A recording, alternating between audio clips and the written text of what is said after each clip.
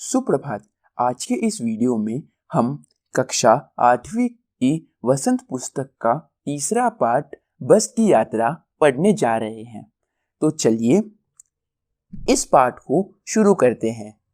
लेखक परिचय। हरिश्चंद्र परसाई। हरिश्चंद्र परसाई का जन्म 22 अगस्त 1922 में होशंगाबाद मध्य प्रदेश में हुआ था और उनकी मृत्यु 10 अगस्त 1995 में जबलपुर में हुई थी। हरिशंकर परसाई हिंदी के एक प्रसिद्ध लेखक और व्यंग्यकार थे।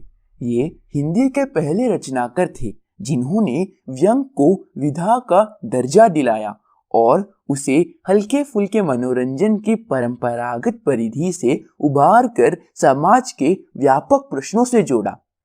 उनकी व्यंग्य रचनाएं हमारे मन में गुदगुदी ही पैदा नहीं करती, बल्कि हमें उन सामाजिक वास्तविकताओं के आमने सामने खड़ा करती है जिनसे किसी भी व्यक्ति का अलग रह पाना लगभग असंभव है।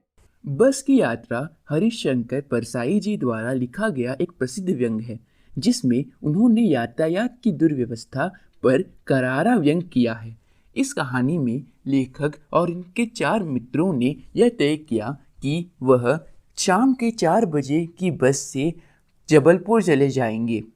पन्ना से सतना तक बस घंटे भर में मिलती थी, जो जबलपुर जाने की ट्रेन के समय लोगों को पहुंचा देती थी। उन्होंने यह सोचा था कि वह सुबह अपने घर पहुंच जाएंगे।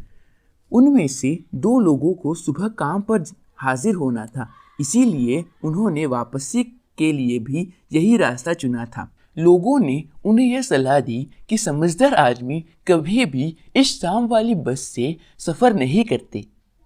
तभी लेखक ने पूछा, क्या रास्ते में डाकू मिलते हैं? लोगों ने उत्तर दिया, नहीं, बस ही डाकीन है। जब बस आई, लेखक और उनके दोस्तों ने बस को देखा। उसे देखते ही उनके मन में उस बस के प्रति श्रद्धा उमड़ आई। वह बस खूब वयोवृद्ध थी। उसे सदियों का अनुभव था। यह सब उस पर लगे निशानों से पता चलता है। लोग इसीलिए इस पर सफ़र करने से कतराते हैं क्योंकि इन्हें लगता है कि इस वृद्ध अवस्था में इसे कष्ट क्यों देना। यह बस पूजा के योग्य है, उस पर सवार कैसे हुआ जा सकता है? बस कंपनी का एक हिस्सेदार उसी बस से सफ़र कर रहा था। तभी लेखक ने उनसे पूछा, क्या यह बस चलती भी है? हिस्सेदार ने जवाब दिया, हाँ चलती तो है, क्यों नहीं चलेगी, अभी चलेगी। तभी लेखक और उनके दोस्तों ने कहा, वही तो हम देखना चाहते हैं कि यह बस अपने आप चलती है। भी हिस्सेदार ने कहा, हाँ जी, और कैसे चलेगी? लेखक ने यह सोचा, गजब हो गया, ऐसी बस अपने आप चलती है। हम आगे पीछे करने लगे। डॉक्टर मित्र ने कहा, डरो मत, चलो, इसे काफ़ी अनुभव है, नई नवेली बसों से ज़्यादा विश्वसनीय है ये। हमें बेटों की तरह प्यार से गोद में लेकर चलेगी ये बस। हम लोग बस में बैठ गए।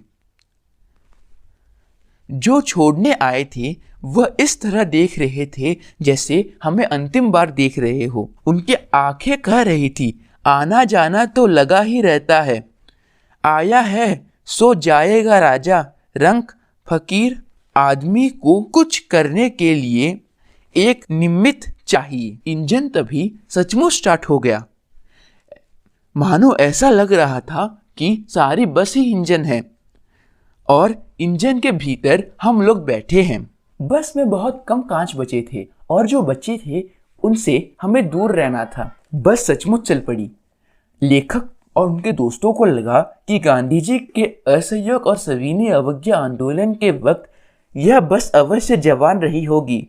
उसे ट्रेनिंग मिल चुकी थी। हर हिस्सा दूसरे से असहयोग कर रहा था। पूरी बस सविनय अवज्ञा आंदोलन के दौर से गुजर रही थी। इसमें सीट का बॉडी से असहयोग चल रहा था। कभी लगता था कि सीट बॉडी को छोड़कर आगे चली गई और कभी लगता था कि बॉडी सीट को छोड़कर आगे चली गई। 8-10 मील चलने पर हमें यह लगा कि सीट पर लोग बैठे हैं या सीट लोगों पर बैठी है। आगे चलकर मालूम पड़ा कि पेट्रोल की टंकी में छेद हो गया। ड्राइवर ने बाल्टी में पेट्रोल निकालकर उसे बगल में रखा और नली डालकर इंजन में भेजने लगा। लेखक यह सोच रहे थे कि अब बस का मालिक इंजन को अपनी गोद में रख लेंगे और उसे नली से पेट्रोल पिलाएंगे, जैसे माँ बच्चे के मुंह में दूध की शीशी लगाती है। वह बस बहुत बुरी हालत में चल रही थी। ऐसा लगता था कि कभी ब्रेक फेल हो सकता है, स्टीयरिंग टूट सकती है। लेकिन ऐसी स्थिति में बस के हिस्सेदार को लग रहा था कि यह मात्र संयोग है कि बस ऐसे चल रही है। कुछ दूर आगे चलकर पुलिया पर बस टायर फट गया। दूसरा घिसा टायर लगाकर बस फिर चली। लोगों ने पन्ना पहुंचने की उम्मीद छोड़ दी। उन्हें लगने लगा कि जिंदगी इसी बस में गुजारनी पड़ेगी। पृथ्वी पर उनकी कोई मंजिल नहीं है। लेखक और उनके सारे दोस्त बड़े आराम से घर की तरह बस की सीट पर बैठ गए और वह हंसी मजाक में शामिल हो गए। इस तरह से हमने इस पार्ट को ख़त्म कर लिया। ऐसे और वीडियोस पाने के लिए मेरे चैनल को सब्सक्राइब करें और बेल आइकॉन दबाना ना भूलें। धन्यवाद।